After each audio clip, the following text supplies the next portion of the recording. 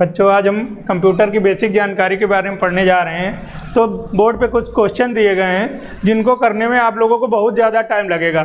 ये देखिए, गुणा का एक सवाल है जिसको करने में कम से कम आपको 5 मिनट का समय लग जाएगा।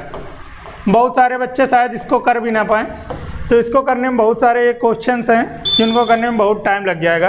तो इसी को ध्यान में रख के हमारा कंप्यूटर और मोबाइल फ़ोन जो हम लोग यूज करते हैं उसका विकास किया गया। अब देखते हैं हम लोग कुछ कंप्यूटर की बेसिक जानकारी है। कंप्यूटर का परिचय है कि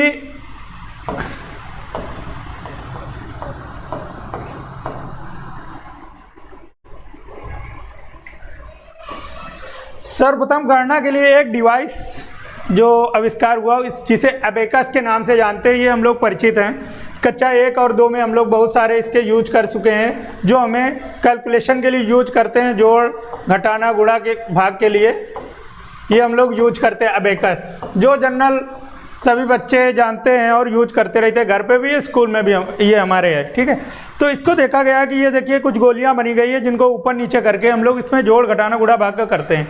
तो कंप्यूटर का जो बेसिक कॉन्सेप्ट है वो हमारा किससे स्टार्ट हुआ? अबेकस से।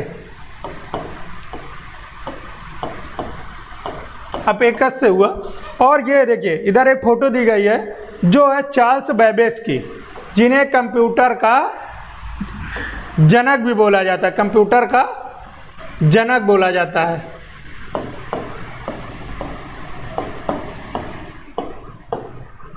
इन्होंने क्या किया था?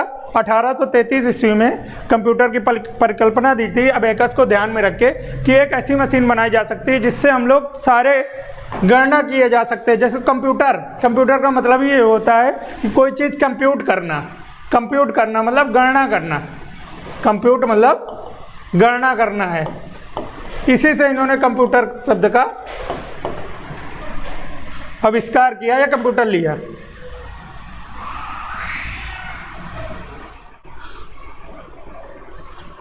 अब देखिए इसमें एक सर्किट बनाया गया है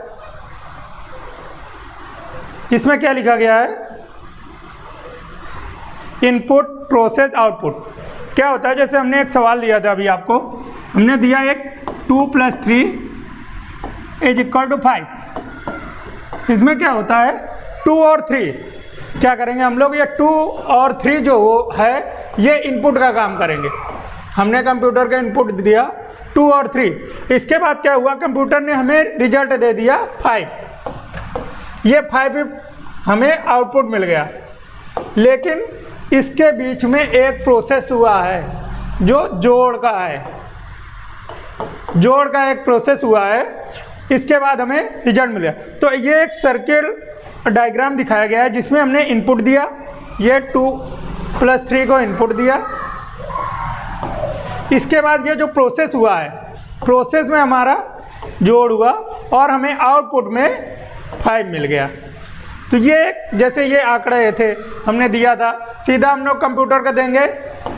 मल्टीप्लाई के लिए दिया 27, 29, 6174। विदिन सेकेंड इसने आउटपुट में रिजल्ट दे दिया। ये देखिए दिया गया है। ठीक है, अब हम लोग कंप्यूटर के बारे में सीखते हैं, इसका परिचय कुछ क्या हुआ कंप्यूटर में। ये सबसे पहले प्रथम पीढ़ी आई जिसका समय लगभग 1945 से 1955 माना गया। ये समय वेरी कर सकता है क्योंकि एक लॉन्ग पीरियड होता है, तो कहीं कहीं पे बुक्स में कहीं कहीं चेंज भी मिल सकता है। इसमें तकनीक जो यूज की गई वैक्यूम ट्यूब यूज की गई। और ये क्या था? भारी बहुत था, भारी था, धीमा था। जो पहला कंप्यूटर बना था वो लगभग एक कमरे के बराबर का था। जो देखिए एक फोटो दिखाई गई है जिसमें एक व्यक्ति खड़े हुए हैं और एक कमरे के बराबर का है। और कंप्यूटर का प्रकार जो है वो एनालॉग प्रकार यूज किया गया। और इसमें भाषा का कौन सा यूज किया गया? मशीन भाषा और असेंबली लैंग्वेज, जो हम लोग आगे अभी पढ़ेंगे जाके।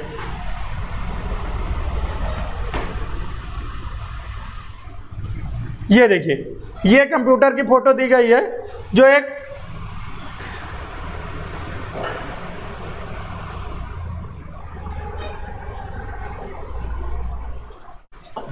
कमरे के बराबर का था।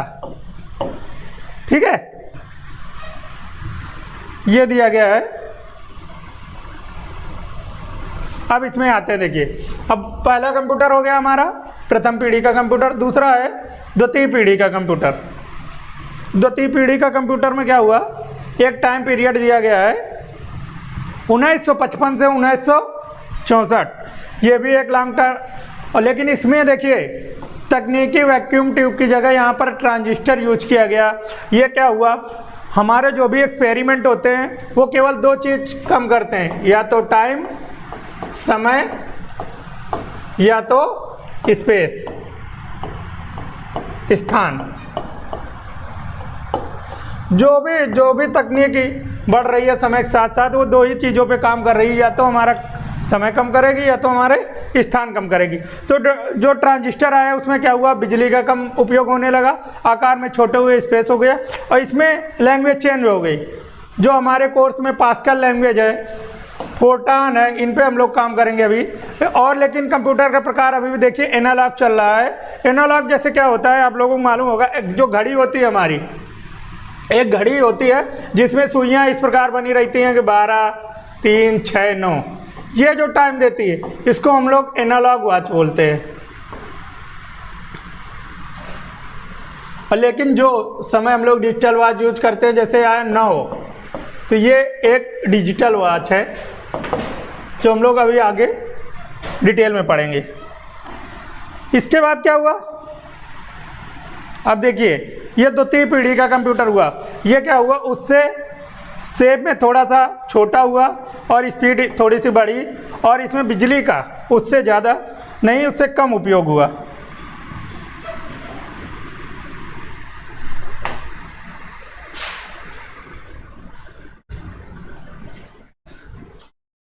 तृतीय पीढ़ी का कंप्यूटर यूज हुआ। इसमें क्या हुआ कि ये सर्किट चेंज हो गया। अभी तक हम लोग वैक्यूम ट्यूब यूज किया पहले पीढ़ी में, दूसरे में ट्रांजिस्टर, तीसरे में आईसी इंटीग्रेटेड सर्किट जो हम लोग आईसी के नाम से जानते हैं उसका यूज हुआ। और ये कंप्यूटर फिर से क्या हुए, मेमोरी इनकी बढ़ गई, आकार और भार में धीरे धीरे छोटे होते जा रहे हैं, ये देखिए। लेकिन और एक चीज़ चेंज हुआ इसमें, एनालॉग से ये डिजिटल फॉर्म में कन्वर्ट हो गया, और लैंग्वेज भी इसकी चेंज हो रही है। लैंग्वेज भी इसकी चेंज हो गई कि अभी तक हम लोग क्या कर रहे थे, मशीन भाषा यूज किया, उच्च स्तरीय भाषा, अब क्या है HLL बेसिक भाषाएं प्रयोग किया जो हम लोगों के कोर्स में है और आगे पढ़ाएंगे। ये देखिए पहले दूसरी पीढ़ी से बहुत छोटा आकार हो गया, जो हम लोग बेसिक आज भी डेस्कटॉप देखते हैं लगभग इसी आकार का होता है।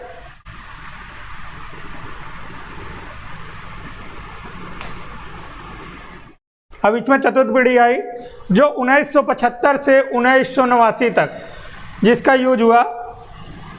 और इसमें देखिए जो तकनीक है VLSI यूज की गई, VLSI यूज की गई, वेरी लार्ज स्केल इंटीग्रेशन।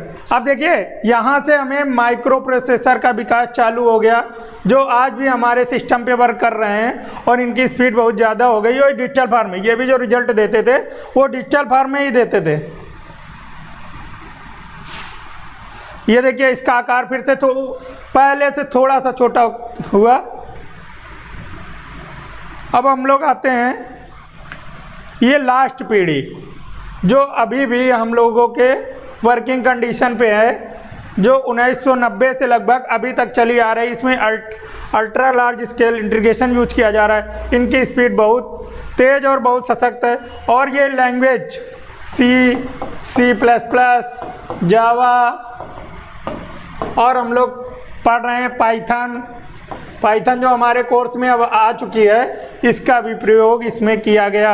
और ये भी जो रिजल्ट देखते हैं आजकल, जो हम लोग मोबाइल या कंप्यूटर या लैपटॉप पे रिजल्ट देखते हैं, सारे डिजिटल फॉर्म में होते हैं। तो ये हमने कंप्यूटर के विकास की कुछ पीढ़ियाँ बताई, जो अभी तक 5 पीढ़ियाँ आई हैं। आगे हम लोग और लेक्चर में पढ़ेंगे। Thank you.